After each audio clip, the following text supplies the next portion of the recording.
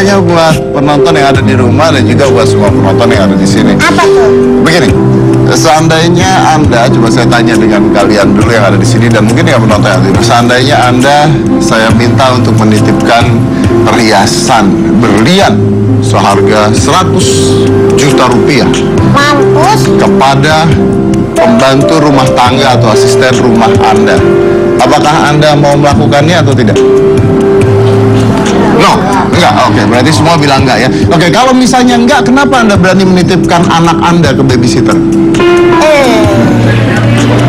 Karena kerja. Berarti anak Anda harganya di bawah 100 juta. rupiah. Nah, sih, ketika itu ditanyakan, nggak bisa dijawab itu. Kalau kita menitipkan barang nih ya, barang jangan keleleran, nanti hilang. Karena mungkin mikirnya anak bisa dibuat lagi. Enggak juga. Makanya barang Iya, jangan betul. keleleran di meja, jangan keleleran. Oh, jam jangan taruh sini. Berarti Anda tidak percaya terhadap asisten rumah Anda.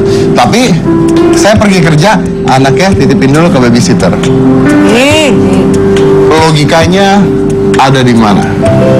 Saya nggak menyalahkan itu karena mungkin dengan beribu-ribu alasan pasti keluar alasan. Ya kan saya kerja, ya kan orang tuanya kerja, harus nyari uang, harus ini.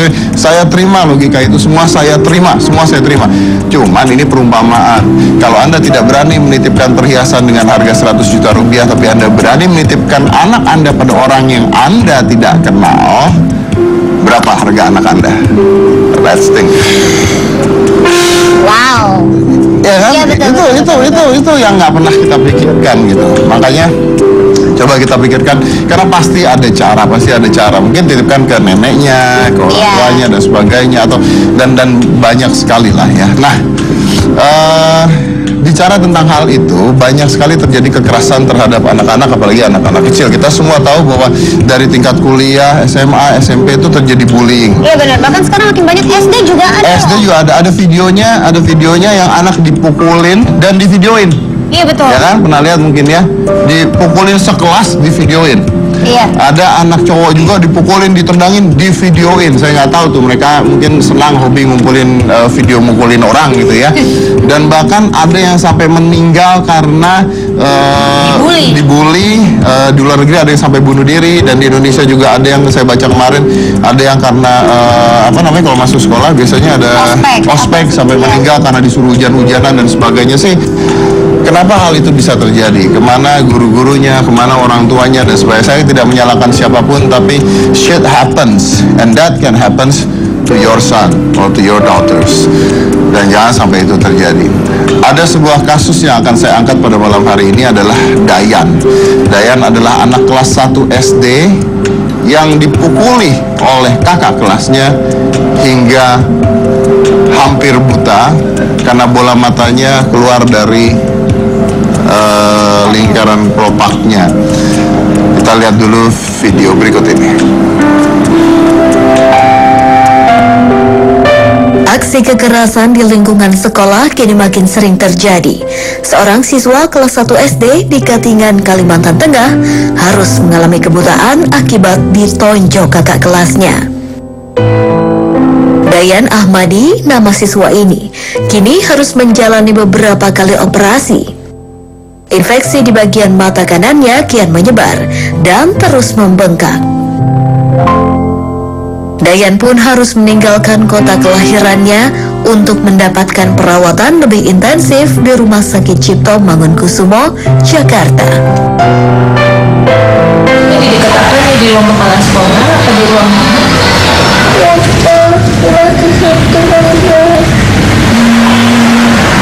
Teman-teman Dayan ada berapa orang yang ngeliat?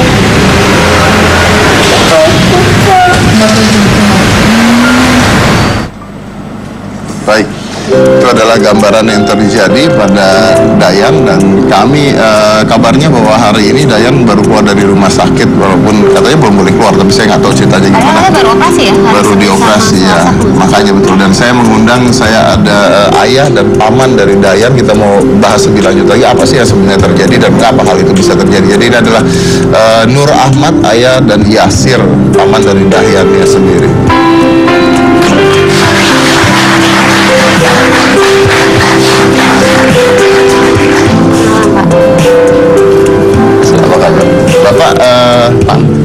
paman ya, ayah.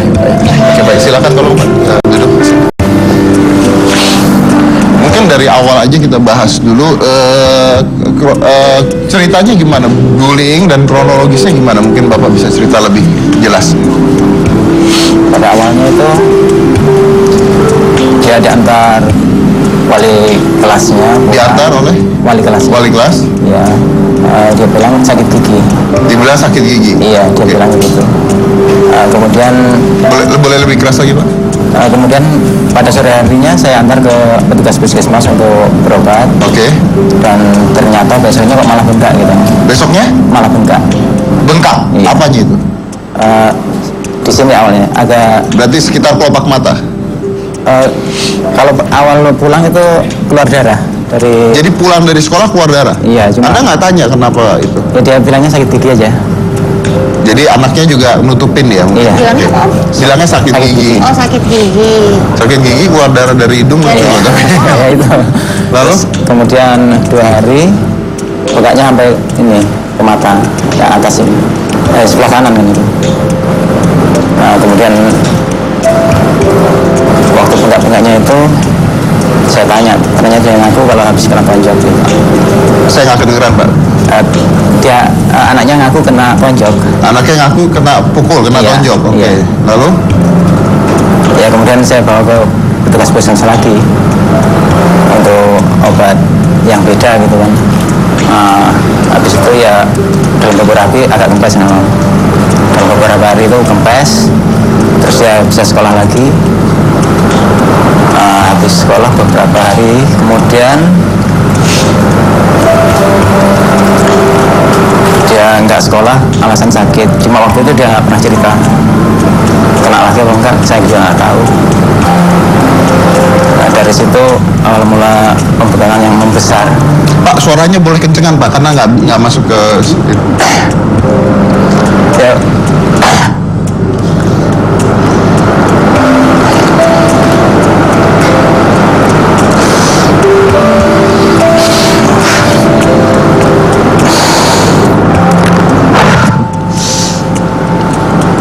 jadi Oke, mungkin Pak Mani bisa tolong bantu. Tanggal 13 yang lalu bulan ini saya mendapat telepon dari kakaknya Nur Ahmad, yaitu Nur Wahyudi. Dia cerita kalau rumah sakit yang ada di Kasongan Palangkaraya merujuk Dayan Ahmadi ke Surabaya. Terus saya bilang, kenapa nggak dirujuk ke Cipto saja? Kan di Jakarta ada keluarga. Kalau di Surabaya kan walaupun asalnya dari Surabaya, tapi di sana nggak ada keluarga. Kemudian Wahyudi ini minta dirujuk ke Cipto dan dikabulkan. Kemudian saya minta sebelum berangkat ke Jakarta supaya dilaporkan ke polisi, karena kasus ini belum dilaporkan ke Nah, polisi. ini kasusnya seperti apa sih? Saya kurang jelas. Kasusnya sendiri seperti apa? Sebagaimana keterangan tadi, awalnya Dayan Ahmadi diantar oleh wali kelasnya pulang ke rumah karena pendarahan di hidungnya, dan Dayan mengaku sakit gigi saat itu ke wali kelasnya. Diantar ke ibunya, saat itu ibunya sedang mengantar adiknya yang ada di TK. Oke. Dibawa pulang oleh ayahnya, dibawa ke petugas puskesmas ke rumahnya karena sudah sore, diberi obat, tapi di rumah kok makin membengkak, makin besar, bawa lagi ke puskesmas Bengkak tuh lagi. di mananya? Bengkaknya di mana, Pak? Membengkaknya bentuk tadi sebelah dari sini sampai sekarang bengkaknya masih terlihat. Oke. Saksikan. Oke. Lalu? Lalu dibawa lagi ke puskesmas lagi, kemudian bisa sekolah lagi sebagaimana biasa. Selang berapa hari? ya kalau nggak salah sekitar 3 hari. 3 hari. Kemudian sakitnya makin parah dan Dayan pamit kepada gurunya kalau dia tidak akan masuk sekolah lagi karena sakitnya makin parah. Masih belum terungkap kenapanya. Dan guru-guru di sekolah Dayan juga nggak tahu. Belum ada yang kejadian tahu saat itu. Tapi setelah sudah sampai di rumah, kata Ibu Dayan cerita sakitnya Dayan itu dipukuli kawan-kawannya. Gimana ibunya yang cerita? Ibunya yang cerita. Berarti Saya. Dayan cerita ke ibunya. Dayan cerita ke ibunya setelah makin parah. Kenapa dipukulin Pak? Boleh tahu? Pengakuan Dayan? Saat itu belum cerita yang lainnya, tapi kata ibu Dayan cerita kalau kakak kelasnya, kelas 4 dan kelas 5 itu sering meminta uang. Kalau tidak diberi uang, minta kuenya. Nah saat itu tidak dikasih. Karena tidak diberi, Dayan dipukuli. Berarti intinya kalau memang benar ceritanya bahwa dari kelas SD saja sudah ada perilaku premanisme ya? Betul. Dan ini terjadi berkali-kali. Apa ini? Terhadap diri Dayan itu juga terjadi berkali-kali. Pemukulan itu? Bukan hanya sekali itu. Oh, tapi selama ini belum sampai menimbulkan luka parah gitu. Belum. Pernah Dayan pulang, dicegat di jalan. Tapi kalau di jalan kan Dayan bisa lari. Saat itu kata Dayan 2 orang di dalam kelas diminta karena tidak memberikan, satu megang Dayan, satu lagi memukul. Wow. Itu di jam pelajaran, Pak? Enggak. Dalam kelas, tapi jam pelajaran nggak tahu, tapi itu di dalam kelas. Oh. Murid-murid yang lain lihat Kayaknya nggak? takut kali gini. Ada karena- kesaksian dari tetangga, dan sudah ditayangkan di Metro kemarin itu, menunjukkan di mana Dayan dipukuli. Pengakuan yang melihat itu. Ya itu yang dipukul itu cuman Dayan atau murid-murid lain juga ada yang mengalami nasib yang sama? Murid yang lain ada, hanya tidak separah Dayan. Oke. Karena Dayan ini anak yang baru masuk di sekolah. Dayan tidak dari awal tahun ajaran baru. Berarti tapi murid Dayan baru ya? Murid baru ya? Murid baru. Murid baru. Iya, termasuk Oke. murid baru. Oke. Berarti murid baru. Oke, lalu? Iya. Jadi Dayan termasuk sering mendapat perlakuan itu.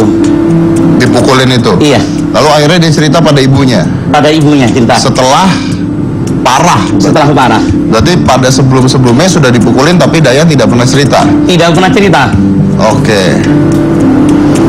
Bahkan Dayan saat sudah ramai di media, waktu di rumah sakit Tarakan, Dayan mengatakan begini, dengan menggunakan bahasa Jawa, kepada Pak D-nya, kepada bapaknya ngomong, koncoku ojo dilapurno polisi, engko aku gak duwe konco. Oh. Dayan mengatakan begitu. Jadi Teman saya jangan dilapori polisi. jangan, saya nggak nanti punya- ditangkap, aku nggak punya teman lagi. Oke. Nah, kalau ayahnya Dayan sendiri, bapak kerjanya apa Pak kalau boleh tahu? Saya petani. Petani. Iya. Oke. Nah ini pembiayaan dari perawatan Dayan sendiri gimana sekarang? Dari berangkatnya. Dari berangkatnya maksudnya. Maaf? Dari berangkatnya. Enggak, pembiayaan Iya. untuk pengobatan Dayan? Pakai ini BPJS. Pakai BPJS. Oke, menggunakan BPJS ya. Dan katanya sampai akhirnya dirujuk ke RSCM. Nah itu gimana caranya bisa dirujuk ke RSCM dan biayanya dari mana itu? Ya pakai itu BPJS. Pakai BPJS yang merujuk ke RSCM? Dari Tarakan. Dari Tarakan. Dari Tarakannya sendiri. Iya. Oke, itu ada bantuan atau Ada. dari? Dari Bu Erlina. Oke, jadi diminta untuk ke RSCM. Oke, dan ketika sampai ke RSCM sendiri apa diagnosanya ya? Iya, hasilnya dikatakan Dayan kenapa gitu. Belum, ini masih diagnosa. Sampai detik ini masih diagnosa. Iya. Tadi saya dengar bahwa udah keluar hari ini. Iya, kan nunggu hasilnya insya Allah hari Senin. Oke, nah ini buta atau gimana sih Pak? Saya kurang tahu. Kalau untuk sekarang ini memang nggak bisa melihat yang sebelah kanan. Tidak bisa melihat. Iya. Kiri kanan, Pak? Enggak, kanan. Kanan aja. Itu apa ya? Awalnya nggak begitu tadi padahal. ya. Iya. Awalnya Dari cuma buka, lama-kelamaan dagingnya keluar. Dagingnya keluar. Iya, ada daging tumbuh gitu. Oh, mungkin saraf atau apa gitu kali kena. Iya, mungkin ada yang Kalau nafasnya pakai mulut. Nafas pakai mulut. Iya. Oke. Dioperasi Pak? Kemarin diambil jaringan sedikit untuk di lab. Di lab. Oke. Iya. Dari orang tua atau dari keluarga Dayasnya sudah bertemu dengan orang tua pelakunya? Belum. Belum. Belum. Dari kepolisian sudah dilaporkan? Kalau lapor kemarin itu pernah dari abang saya itu. Lalu?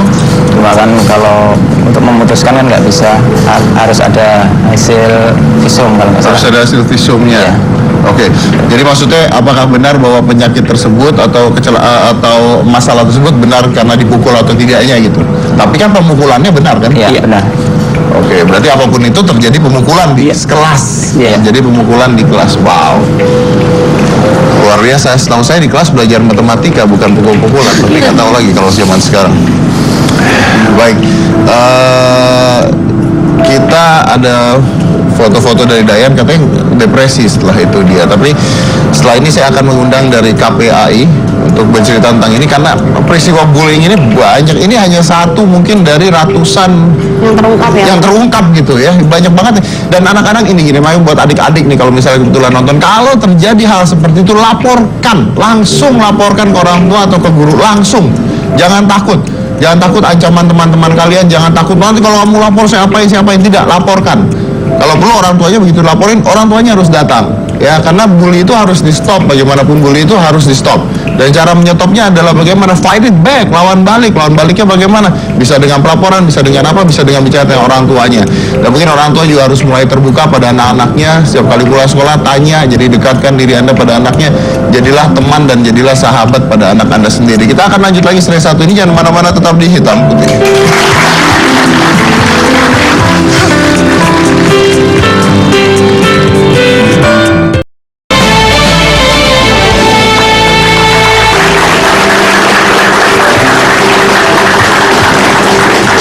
Kita punya fotonya Dayan pada saat keadaan dia masih sehat dan fotonya pada saat setelah kejadian dan setelah operasinya yang akan kita kasih lihat pada Anda.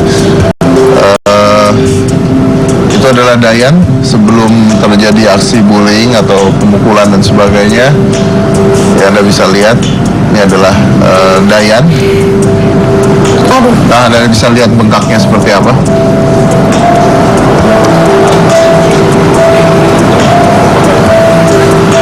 Itu kita harus blur.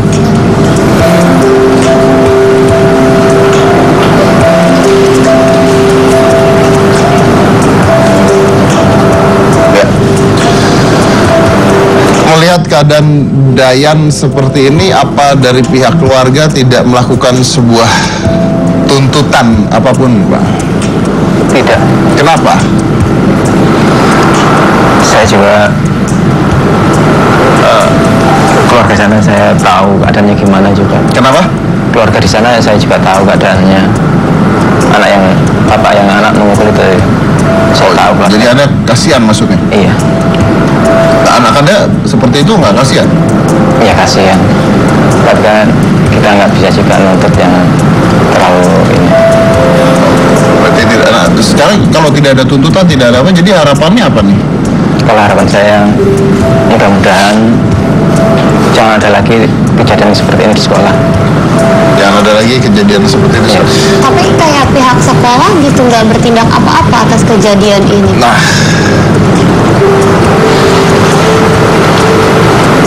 Memang pada saat itu belum. sampai saat ini belum. Sekarang ada. Apa itu? Sekolah bertindak apa? Mencari pelakunya. Mencari pelakunya. Tahu kalau pelakunya ketahuan diapakan oleh pihak sekolah? Belum ada tindakan. Belum ada. Ya. Berarti sampai detik ini belum ketahuan pelaku. Udah. Oh sudah. Sudah ada saksi ya. Saksi Sudah ada saksi. Tapi saya nggak tahu ya, secara psikologi kalau ada seseorang melakukan pembulian dan tidak terjadi hukuman, akhirnya tidak ada proses jera gitu menurut saya, karena oh ternyata begini Dimaafin misalnya. dimaafkan gitu kan, respon reaksi yang terjadi kan seperti itu, tidak ada punishment yang terjadi gitu. Mungkin nggak tahu juga, tapi masalahnya ini adalah anak-anak. Nah, gimana seorang anak bisa mukulin orang gitu diajarkan apa oleh orang tuanya, diajarkan apa oleh guru, apa tidak ada bimbingan dan sebagainya. Itu yang, karena saya sering sekali ngeliat misalnya ada anak-anak nih ya, nah ini saya sering sekali lihat di komplek perumahan gitu ya, siang-siang itu anak-anak kecil itu main sendiri gitu, main sendiri beserta dengan babysitternya mainan handphone, anaknya mainan sepeda nggak tahu kemana. Terus anaknya gitu ngambil batu gitu baretin mobil orang gitu. Dan gak dilarang ya? Dan ini bukan, ini maaf, ini bukan dari ini bukan di kampung loh ya. Ini di komplek loh. Pertanyaannya adalah, ya karena tidak ada larangan, karena orang tuanya tidak mendidik, tidak ini gitu. Tidak salah siapa-siapa, tapi itulah yang terjadi sebenarnya sekarang. Nah, anak Anda itu berpotensi untuk menjadi sesuatu kalau dari kecil, ingat ya, ini dari kecil, ini adalah akar pohon. Kalau dari kecil dia tidak dididik untuk menjadi sesuatu yang baik, ketika dia sudah menjadi besar tidak bisa dirubah. Karena ada istilah you cannot teach old dog new tricks. Karena nggak bisa ngajarin anjing kalau udah 6 tahun suruh duduk tuh nggak bisa. Nggak bisa. Sifat tidak akan bisa dirubah ketika dia sudah besar. Jadi harus dari kecil. Harus ada punishment dan sebagainya dari kecil. Kalau boleh tahu kejadian ini, pemukulan ini ada berapa anak yang mukulin Dayan? Kalau dari pengakuan Dayan 2. Ada 2 anak ya, satu Iya. megangin, satu mukulin. Iya. Pada saat anak satu megangin, satu mukulin, teman-teman Dayan ada di mana, Pak? Nah itu kurang tahu saya. Kurang tahu ya. Iya, tapi ada saksi yang bilang memang tahu gitu. Memang lihat. Iya, memang lihat. Memang lihat ya. Oke. Tapi kalau seperti ini, Bapak pernah tanya nggak Dayan masih mau melanjutkan sekolah? Apa jadi trauma nggak mau sekolah lagi? Nah itu kemarin ditanya sama Bu Erlinda, katanya mau sekolah beda gitu, nggak di situ lagi. Gimana Pak? Mau sekolah di tempat lain. Oh mau sekolah di tempat Mau sekolah di tempat lain. Iya. Katanya sempat stres, Dayan, depresi gitu. Ya gimana ya? Kayaknya sih ya nggak terlalu berat gitu lah. Ya cuma trauma aja. Trauma ya, pasti trauma. Oke, ya pasti trauma lah namanya. Anak kecil dipukulin dan yang mukul ini anak kelas 4 gitu ya. Iya benar. 4 dan kelas 5 Kelas 4 dan kelas 5. Sedangkan Dayan kelas 1 Kelas SD. 1. dan baru masuk. Baru masuk. Baru perkenalan dengan suasana baru, tiba-tiba langsung di. Tahu nggak ya, pertandingan tinju ya, pertandingan tinju itu ada kelasnya loh. Kelas bulu, kelas ringan, kelas berat ya, diukur dari berat badannya. Jadi nggak ada tuh pertandingan tinju Mike Tyson selawan Kelas bulu gitu. kelas bulu, nggak ada, itu pasti kalah. Jadi berantem yang benar tuh, kalau mau berantem yang benar 1 lawan 1, timbang dulu berat lu berapa, umurnya berapa gitu ya. Kalau enggak ya pembulian dan apa bangganya mukulin anak kecil juga kan ya. Tapi saya bingung nih dengan Bapak. Anda kelihatan Bapak kelihatan pasrah sekali gitu. Nggak ada perlawanan, nggak ada gerakan apapun. Kenapa itu? Ya gimana lagi ya? Nah, kalau dari keluarga lain gimana, Pak? Saya begitu mendengar, maka begitu dirujuk ke Jakarta, saya itu sangat marah. Kenapa kok nggak lapor polisi? Walaupun saat itu sudah di Kasongan, dekat Palangkaraya, saya minta kalau nggak lapor polisi, nggak usah ke Jakarta. Harus lapor polisi. Karena saat itu sudah di Kasongan, ya sudah lapor polisi di Kasongan saja, nggak usah di Pegatan, harusnya di Pegatan. Namun di Kasongan ditolak karena bukan wilayahnya. Difasilitasi melalui telepon, lapor ke Pegatan, wilayah setempat. Di sana ditolak juga, Nggak ditolak. dengan alasan tidak ada visum, tidak ada saksi, dan kejadiannya sudah lama. Saya katakan ditolak. Kenapa? Karena tidak ditulis laporannya. Harusnya ditulis saat itu supaya saya ngantongi kalau sudah lapor polisi. Keterangan lapor polisi tidak saya dapat sampai hari ini. Bagaimana? Berangkat dari Cipto hari Jumat tanggal 14, masuk Cipto jam 9 karena memang BPJS-nya belum on. Di sana menunggu sampai jam 3 pagi. Dari jam 9? Dari jam 9 malam. Ya diperiksa oke. sudah, namun setelah diperiksa tetap tidak bisa masuk. Harus nunggu sampai hari Kamis tanggal 20. Jam 3 pagi, telepon saya, ya sudah bawa ke Bekasi, ke rumah saya. Kalau memang sudah tidak bisa di Cipto.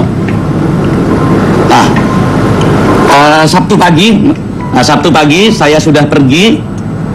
Kepergian saya berkunjung ke beberapa kawan-kawan yang mengerti tentang seluk-beluk BPJS, sampai ke petugas radiologi di Cipto Mangunkusumo. Nah, kemudian menenangkan saya kalau di perkara lukanya ponakan saya itu membahayakan jiwa, tidak mungkin Cipto itu menunda. Berarti ponakan bapak itu tidak dalam kondisi kritis. Kritis enggak, masih bisa ditunda. Menenangkan saya begitu. Nah, terus diberitahu saya pergi lagi, hingga saya pulang itu malam Minggu. Tapi nggak, maksud saya gini, pertanyaan saya adalah ini nggak ada tindakan lanjut berarti udah setelah untuk sampai sekarang ini? Setelah pengobatan sudah begitu saja. Ini akan masih berlanjut terus, karena memang begitu saya sudah menyerahkan ke KPAI akan mengkawal Nanda Dayan ini sampai selesai. Oke, baik, kalau gitu kita akan undang saja langsung dari KPAI-nya sendiri. Ini adalah Erlinda, perwakilan dari KPAI.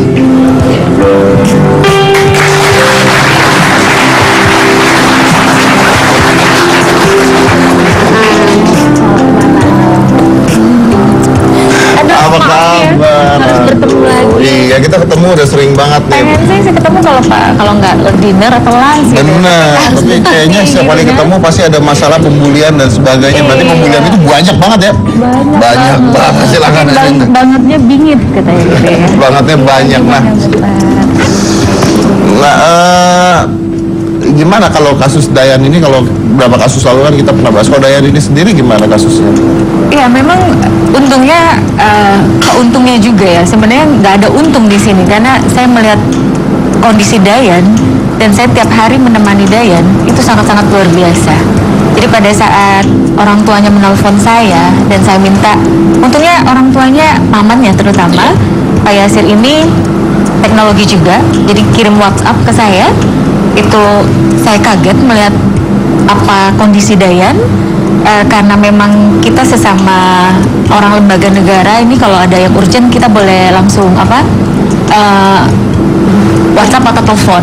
Nah, saya beruntung punya, boleh saya sebut ya, gubernur kita itu sangat luar biasa, punya hati dan empati. Saya minta arahan dari beliau, akhirnya singkat cerita beliau telepon kepala dinas dan direktur dari rumah sakit Tarakan, emergency, jadi Dayan hari Senin boleh masuk rumah sakit Tarakan pada Berarti waktu itu. maksudnya dari Pak Ahok? Iya, dari Pak Ahok, Pak Gubernur kita. Sementara waktu itu ditolak ya dari beberapa rumah sakit karena memang kalau masuk ke Jakarta BPJS itu kan harus menunggu dulu 7 sampai 10 hari. Nah, sementara kalau kasusnya adik kita ini kalau menunggu itu akan menjadi lebih parah karena ada infeksi di dalam, infeksi yang sangat-sangat luar biasa. Akibatnya kalau tidak segera dilokalisasi, kena mata kiri, kena hidung dan telinga. Karena kan kita THT. Nah, itu yang kepikiran dari saya. Ini harus, kasus ini adalah emergency. Saya tidak peduli untuk kasus hukumnya atau segala macam, tidak, itu nanti, tapi penanganan adik ini dulu.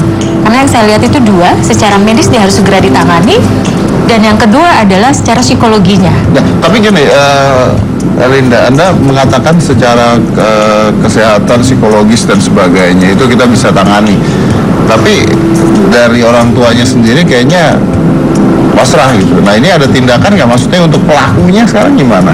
Iya, memang pelakunya kita sudah koordinasi dengan kepala dinas maupun dengan pihak Polres, karena akhirnya Polres juga bereaksi. Padahal kita juga sebenarnya agak marah ya dengan mereka itu. Mengapa? Karena pada saat keluarga ini melaporkan, mereka ditolak dan disuruh menyiapkan saksi-saksi dan sebagainya serta visum. Sementara kita tahu bahwa visum itu boleh dilakukan pada saat kita ada laporan dulu kepada polisi. Begitu. Tapi oke lah, kita anggap itu oknum. Namun sekarang sudah oleh pihak Polres, Polsek sudah ditangani dan kemungkinan juga sudah tahu siapa pelakunya dan ternyata usianya di bawah umur 12 tahun. Nah, apa sih hukumannya untuk pelaku seperti itu? Ya, memang suka tidak suka dalam sistem peradilan pidana anak bahwa usia di bawah 12 tahun itu harus dilakukan diversi atau kekeluargaan. Jadi anak ini tidak masuk penjara, tidak dipidanakan, tidak disidang dan sebagainya, Dikeluarkan sekolah mungkin? tapi diberikan efek yang lainnya, efek jerah lainnya. Mungkin dikeluarkan dari sekolah atau mungkin kalau saran saya mungkin jangan dikeluarkan di sekolah ya.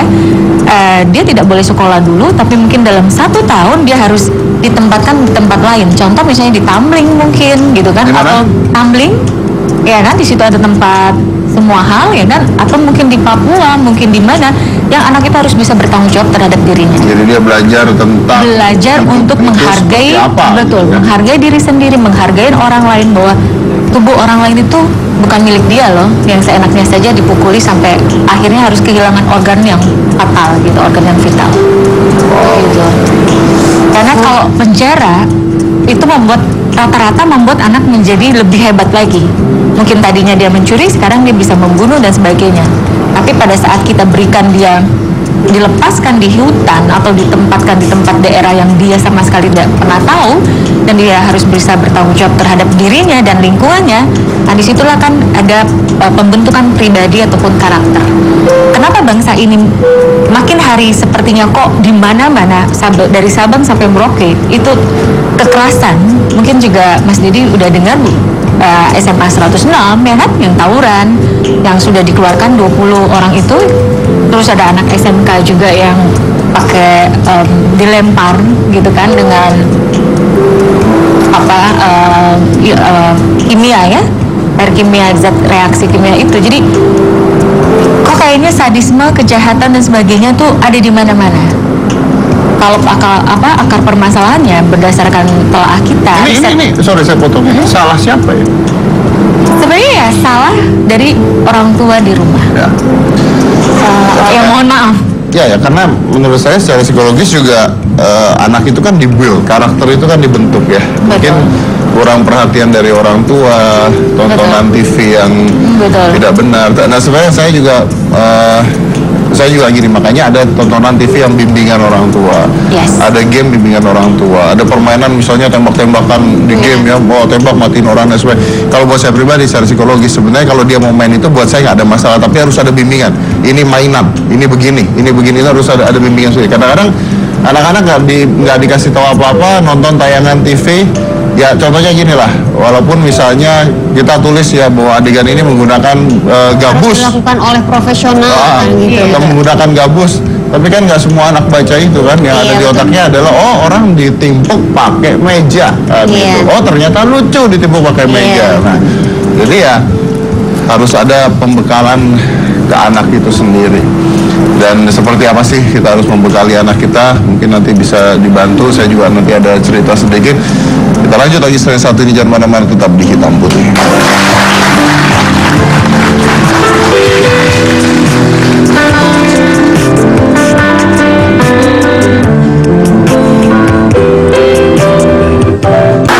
baik.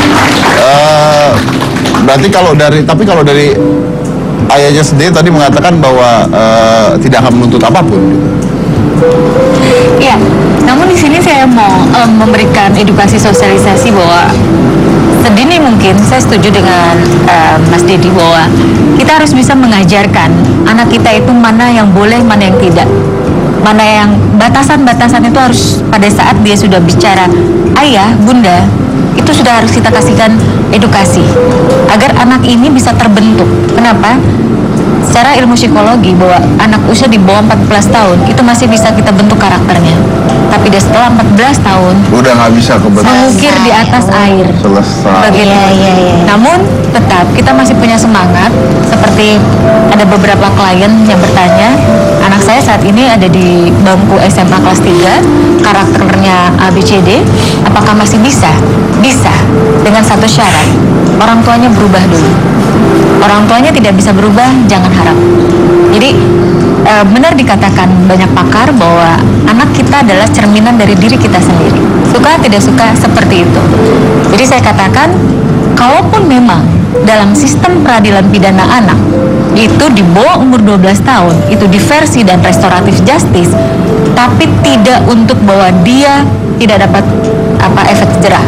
No, dia harus bisa menerima Harus ada efek jerahnya sendiri. Wajib, Ya, tetap. harus ada konsekuensi, ataupun mungkin kalau sudah ranahnya pidana berarti punishment. Begitu. Walaupun punishment itu wajibnya mendidik. Ya itu dia, makanya kan pembuatan karakter, habit, attitude itu kan adalah dari usia 0 sampai sekian. Begitu itu udah terjadi pembuatan habit tersebut, gimana mau merubahnya gitu ya? Betul. Itu nggak bisa, di penjara pun tambah gila kan, Yes. tambah heboh, tambah apa gitu. Perubahannya jadi ya harap-harap cemas berubahnya. Setuju. Nah makanya jadi dari orang tuanya juga pada saat kecil itulah saat Anda. Tapi ya masalahnya begini, sekarang banyak sekali alasan-alasan, ya tapi kan saya kerja, ayah kerja, ibu kerja, harus ditinggal. Saya pernah lihat, ini benar, ini kejadian di mata kepala saya sendiri. Jadi saya tuh kalau, nah ini ya saya ceritain, saya kalau nganter anak saya sekolah itu pas di seberang rumah, jalan tuh seberang rumah. Dan kalau saya nganter anak saya sekolah tuh saya selalu jalan kaki sama dia. Jadi saya jalan, ada seberangan dua, itu nyebrang dua. Ketika nyebrang pertama, tak mobil di sini, saya pindah dulu ke sini, tak nyebrang, udah, tak saya pindah lagi nyebrang sono sampai ke sekolah. Oke. Kayak soal I do every day, setiap hari saya lakukan itu. Satu saat, kira-kira 2 bulan yang lalu, saya lagi jalan sama anak saya, di depan itu ada babysitter yang bawa anaknya. Saya tidak mengatakan semua babysitter melakukan hal yang sama ya. Saya mengatakan bahwa ada oknum yang mana pasti tidak ada perhatian dari orang tuanya untuk melihat hal ini. Nah, saya lagi jalan sama anak saya, sama biasa ada omnya yang nemenin gitu. Lagi jalan, tak, terus anaknya jalan. Ini jalanan sempit, ini mobil mana-mana ya. Biasanya saya pegang, ini babysitternya sambil main handphone. Aduh. Anaknya jalan di sini. Udah nih ya. Berarti nyebrangnya nggak ngeliat kiri kanan nih? Ya, tapi ini jalan di jalanan, belum nyebrang. Oh, belum nyebrang. Saya ngomong sama Aska dan sama omnya, itu anak kalau kepleset aja jatuh, mati langsung, ya kan? Oh, tapi mungkin nyebrangnya, ya kan? Udah nih. Ini benar-benar terjadi di mata kepala sendiri, saya tidak buat-buat. Oke, saya tidak buat-buat. Begitu mau nyebrang, set, babysitternya gini dong. Loh, nggak ikut nyebrang? Enggak, Kok bisa? nyebrang sendiri, Anaknya masih kecil? segini. Apa karena dipikirnya jalanannya kosong? Oh, mah penuh. Pertanyaannya adalah, orang tuanya tahu nggak? Wah, Nggak ada yang tahu. Begitu kejadian, plak, then what? Alasannya adalah, tadi saya hantarin tapi keserempet, bla bla bla bla. Makanya tadi saya membuka dengan kata-kata, kalau Anda menitipkan perhiasan Anda seharga 100 juta rupiah ke pembantu atau babysitter nggak berani, kalau nitipin anak berani tanpa perhatian. Harganya tidak ternilai. Berarti harganya lebih murah daripada perhiasan dong kalau misalnya begitu. Nah, tapi kan selalu alasan-alasan yang terjadi adalah bahwa saya sibuk, ibu kerja, ini Cari nah, nafkah. mencari nafkah. Gimana tuh kalau begitu? Ya, saya katakan termasuk, mohon maaf, saya harus fakta. Saya katakan beberapa waktu yang lalu kami ke Hong Kong di depan teman-teman buruh migran. Mereka punya banyak tabungan uang. Sementara anak yang di kampung itu ada yang depresi dan segala macam. Saya katakan kepada mereka, saya membuka hati mereka. Untuk apa kita punya rumah mewah di kampung, mobil yang bagus, tapi itu tidak ditempati, tidak dipakai oleh kita, sementara anak kita sendiri menjadi korban. Dia kekurangan kasih sayang, dia tidak percaya diri, dia depresi, dan pada akhirnya dia berteman dengan narkoba, seks bebas, dan hal-hal di luar sana. Untuk apa? Itu saya tanyakan kepada mereka. Terus yang kedua, saya sering memberikan kepada ibu-ibu yang arisan, yang pakai mewah-mewah segala macam. Mereka bangga dengan perhiasannya, tapi pada saat mereka lihat anaknya yang maaf gitu ya, hobinya nonton porno, hobinya segala macam dan sebagainya, mereka nggak worried gitu. Ah, nggak apa-apa, ini sudah trennya kok. Gitu. Nah, ini yang saya katakan, kami dari Komisi Perlindungan Anak Indonesia, kami katakan ini sudah gawat darurat ataupun darurat perlindungan anak. Ini tidak bisa didiamkan. Pemerintah harus bekerja sama untuk memberikan paradigma keliru ini segera. Ya tapi balik-balik lagi kan ini ke orang tuanya lagi. Berarti orang tuanya juga perlu diedukasi. Jadi ya? sebenarnya orang tuanya harus diedukasi. Bukan hanya anak ya, contohnya misalnya kayak bapak kan dari tadi kelihatannya kayak maaf ya Pak, pasrah Nah, ini anaknya. di Twitter banyak nih yang gemes banget nih. Bapak kok diem aja sih Pak, nggak Berarti marah-marah. kalau nggak ada Mbak Erlinda mungkin bisa jadi anaknya sampai sekarang mungkin belum tertolong, Iya. dibiarin aja Ya, gitu. ini makanya kasus adik kita ini pembelajaran yang sangat luar biasa. Bagaimana kita sebagai orang tua, kita boleh pasrah, tapi tidak bisa pasrah diam. Tapi saya apresiasi mereka datang dari jauh, mereka harus menjual ini dan itu hanya untuk satu asa, sebuah asa. Ya, siapa tahu anak ini masih bisa untuk melihat, begitu. Saya apresiasi itu. Makanya saya secara pribadi maupun kelembagaan kami sangat-sangat Akan membantu itu mendukung. ya. Iya. Ya, dan mudah-mudahan. Dan kami juga meminta partisipasi dari masyarakat juga untuk bisa membantu Dayan, karena ya ini bukan sesuatu yang sesuatu yang murah dan sebagainya. Tapi Mas Dedi, di sini yang harus kita garis bawahi bahwa walaupun memang terjadi paradigma keliru pada orang tua, masih bisa kita perbaiki. Masih bisa. Dengan satu syarat, pemerintah ada komitmen yang kuat. Ada political will di sana. Jadi kami sudah menelusurin ke 5 yang 3T, daerah tertinggal, terdalam, dan terluar, di mana di situ mereka itu tidak tahu pengetahuan sama sekali bagaimana pola asuh yang baik. Karena pola asuh adalah karakter, kita mendidik karakter pada anak, sikap, habit ataupun etika serta dia punya apa itu kan orang tua semua. Aska yang sebegitu santun, cerdas karena didikan ayahnya yang sangat luar biasa. Nah, anak-anak seperti, mohon maaf, kasus Emon yang mereka kurang kasih sayang dan mereka dibiarkan begitu saja, akhirnya pada saat Emon di penjara dia menangis. Si adik itu yang korban, dia bilang, Emon tuh baik banget. Nah itu. Karena memberikan pelukan, kasih sayang, Nah, itu. nggak apa-apa, maaf gitu, bokong saya diapa-apain. Padahal bokong dirusak, kerusakan pada sel frontal cortex. Kak Gina tahu dong, dokter, ya kan? Nah, anak kita mengalami kekerasan seksual, yang dirusak adalah 5 organ di kepalanya. Kalau narkoba bisa hanya 1 organ, atau 2 organ, maksimal 3 organ. Tapi kekerasan seksual, apakah masyarakat tahu ke-5 organ yang vital di kepala kita rusak semua? Dan itu nggak bisa diperbaiki loh. Iya. Udah telat itu untuk diperbaiki ya. Mas Kan? Edi setuju nggak kalau saya bilang negara kita ini ada oknum-oknum yang berusaha untuk menghancurkan negara kita? Ya pasti. Mereka tidak akan berani untuk, mohon maaf saya ngomong tegas ya, mereka tidak berani untuk menghancurkan Indonesia dengan perang seperti di Suriah, seperti di Irak, Iran dan sebagainya. Ya, mereka sumber Tapi daya dengan alamnya. generasinya. Tapi dengan merusak generasi, ya kan, secara mental sudah rusak, otomatis jasmani juga rusak. Pernahkah kita sadar bahwa makanan kita itu sudah dirusak oleh negara lain? Ada pengawet, ada borak, ada segala macam. Dengan dibentuk dengan iklan yang cantik. 1, makanan.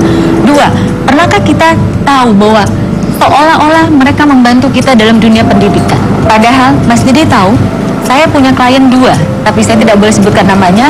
Saat ini bukan lagi rumah sakit jiwa, tapi dia memang sudah kategori sakit jiwa, walaupun usianya 14 tahun. Kenapa? Orang tua suruh dia les ini A, B, C, D. Senin sampai Minggu semua les. Nggak ada 1 hari 2. Mas Didi tahu dia les, maaf ya, les balerina, les matematika, les bahasa dan sebagainya. Apa yang terjadi? Pinter keblinger. Yes, itu 2 pasien saya. Nah Jadi, itulah dia ya. untuk apa? Ya kan? Uang banyak, tapi pada akhirnya kita merusak anak kita Iya. sendiri. Nanti sambil balet sambil mikirin matematika kan gila. Sambil ngomong pakai bahasa yang Sambil dipelajari ngomong pakai juga. bahasa Cina gitu kan. Gimana Pak? Ini setelah cerita ini semua Bapak mau ambil tindakan lanjut atau Ya, dengan kekeluargaannya. kekeluargaan? Oke, baik. Oh, gitu. Oke, saya juga mau ngasih tahu juga bahwa salah satu mengajari anak untuk pembulian dan sebagainya adalah ini, kalau ini pribadi saya mengatakan bahwa salah satunya adalah bela diri. Kalau saya pribadi ya. Jadi bela diri itu sebenarnya bisa diajarkan dengan cara menyenangkan, nggak perlu misalnya takut bela diri misalnya disiksa di apa, nggak, bisa dengan cara menyenangkan.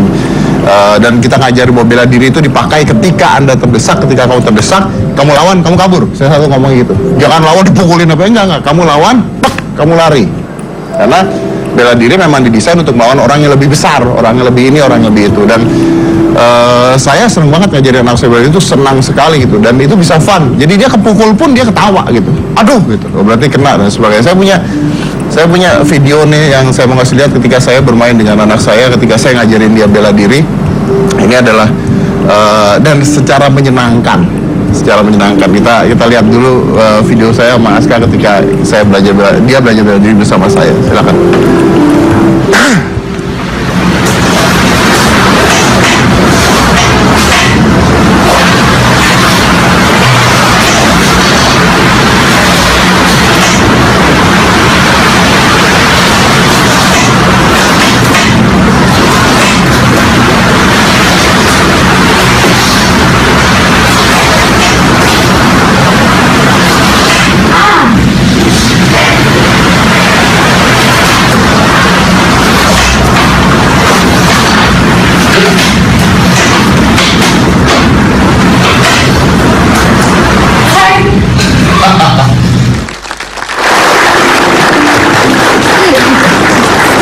Buat pertahanan diri. Pertahanan diri dan bukan ngajar untuk mukulin orang, untuk mukulin. Betul. Atau sok-sokan show off gitu ya. Atau sok-sokan jago dan kadang-kadang ada, nah ini juga gini, ada orang-orang takut katanya, kalau belajar ini bener ya, kalau belajar bela diri nanti jadi jagoan gitu. Jadi jagoan di sekolah gini. Nah itu balik-balik ke orang tua nih, Mbak Linda, karena dia belajar bela diri, kita harus ngasih tahu. Kalau dia belajar bela diri tapi kita nggak ngasih tahu apapun, jadi bajingan nanti, jadi penjahat. Tapi ketika dia belajar bela diri dan kita kasih dia pendekatan dari dasar bahwa, ini buat bela diri. Namanya adalah bela diri. Membela diri kita. Membela diri sendiri. Jadi balik-balik lagi semuanya adalah tergantung pada orang tuanya ya. Orang tuanya ingat, ketika karakternya terbentuk secara salah dan dia sudah menjadi dewasa, tidak bisa dirubah. Jadi Anda sebagai orang tua sekarang bertanggung jawab terhadap anak-anak sendiri. Kita dihancurkan oleh faktor-faktor ini. Gak mau dong nanti kalau premanisme dan sebagainya semakin lama semakin banyak, semakin lama semakin menggila di Indonesia. Bahwa dari sekarang selamatkan anak kita, berarti menyelamatkan bangsa Indonesia. Setuju tidak? Menyelamatkan anak kita, menyelamatkan bangsa Indonesia. Oke, baik. Terima kasih Mbak Linda, terima kasih banyak buat supaya hadir di sini. Kita lanjut lagi serai satu, jangan mana-mana, tetap di Hitam Putih.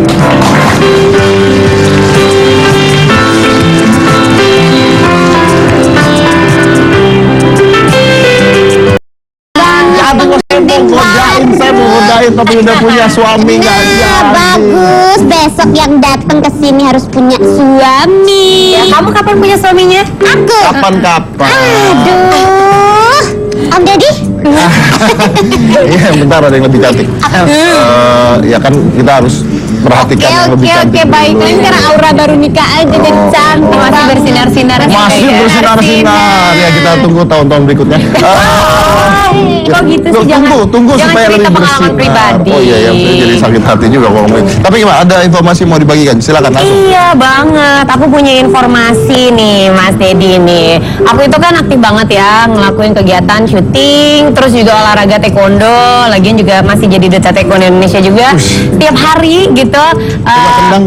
Jangan. Iya, karena kebanyakan aktivitas gitu aku suka lupa ngejaga kesehatan aku dulu. Waktu aku lagi latihan taekwondo nih, aku pernah ngerasain sakit di daerah persendian. Rasanya tuh kaku dan nyeri, sakit banget deh pokoknya. Terus gimana tuh kalau misalnya sakit gitu?